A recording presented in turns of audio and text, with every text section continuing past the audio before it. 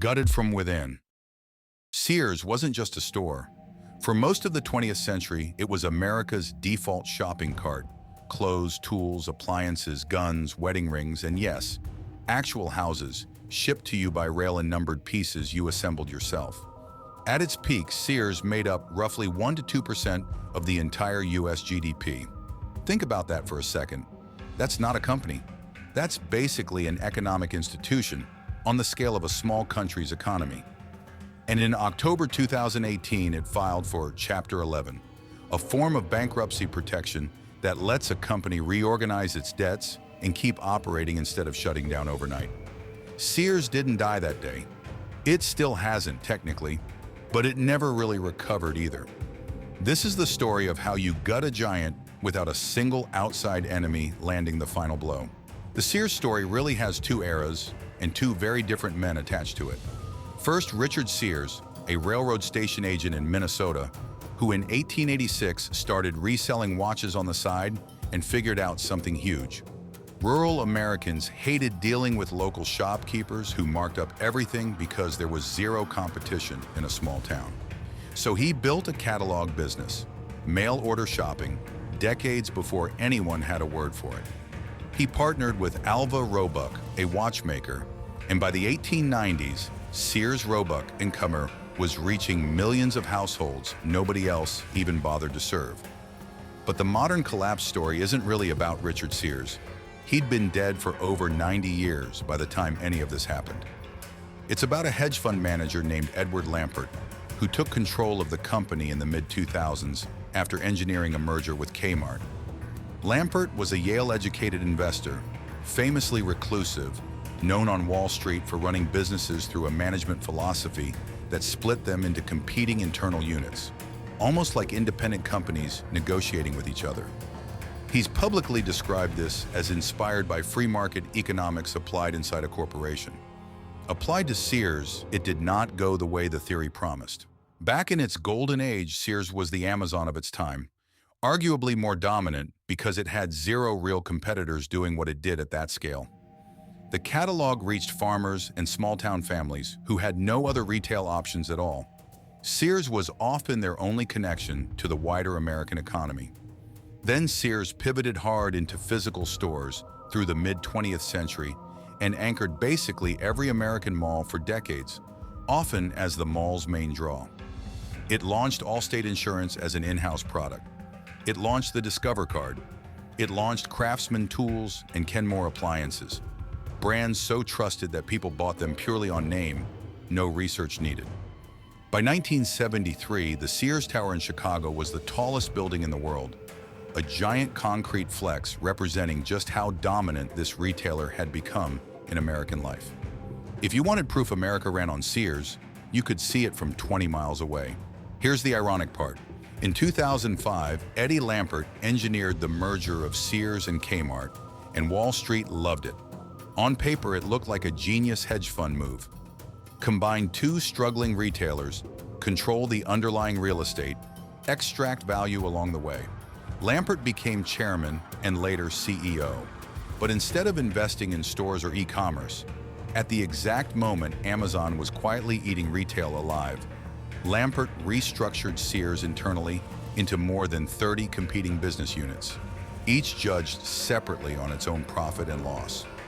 Divisions started refusing to cooperate with each other because cooperating hurt their own individual numbers. Reports from former executives, later covered extensively in business press, described departments literally competing for shelf space and marketing budget instead of working as one company toward one goal. Imagine running a war where your own regiments are fighting each other for ammunition instead of fighting the enemy. That was Sears' leadership for over a decade, while Amazon just kept building warehouses. While Sears was busy fighting itself internally, the real war outside kept intensifying. Walmart undercut them relentlessly on price. Home Depot and Lowe's ate the tools and appliances business Sears had once owned outright. And Amazon just quietly became the new mail order catalog. Except faster, cheaper, and open 24 hours a day, no catalog paper required. Sears kept closing stores by the hundreds through the 2010s, a slow bleed rather than a single dramatic event. Meanwhile, Lampert's hedge fund, ESL Investments, was also one of Sears's biggest lenders, meaning he was simultaneously the guy running the company and one of the guys the company owed money to. That dual role later drew lawsuits from other creditors, alleging Lampert had structured deals, including spinning off real estate and brands like Craftsman into separate entities he partly controlled, in ways that primarily benefited his own investment fund rather than the company as a whole. Lampert has denied wrongdoing in those cases, and no criminal charges were ever filed against him. But whatever the actual intent was, the practical effect was that some of Sears' most valuable assets ended up sitting outside the company right around the moment the company needed every asset it had left.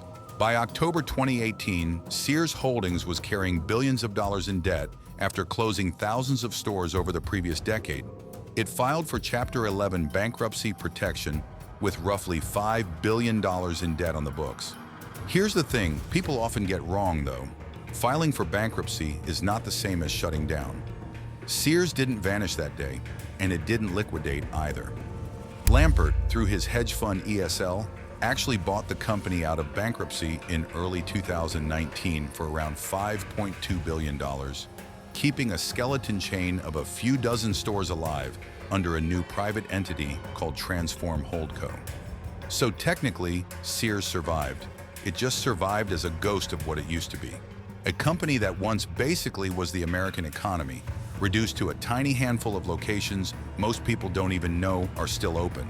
Today, there are only a small number of Sears stores left in the entire country. You could probably count them without running out of fingers on both hands. Kenmore, Craftsman, and other legacy brands were sold off piece by piece to other companies. Eddie Lampert stepped down as CEO after the bankruptcy, but stayed involved through ESL and Transform Holdco, and he's continued to face lawsuits from creditors over how assets were handled in the years before the filing. Cases that, as far as public record shows, have been contested in court rather than resulting in any criminal conviction against him. Richard Sears, the original founder, died back in 1914, long before any of this. He never saw the empire he built, and he never saw how it eventually got taken apart from the inside by people applying spreadsheets where the company needed a strategy.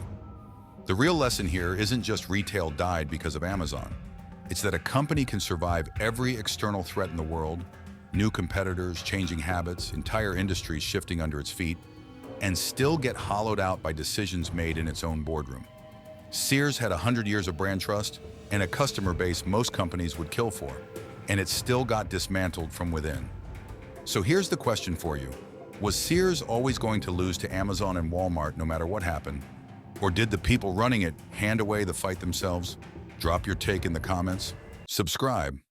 We post a new bankruptcy story every day. Which company's collapse do you want to see next? Write it in the comments.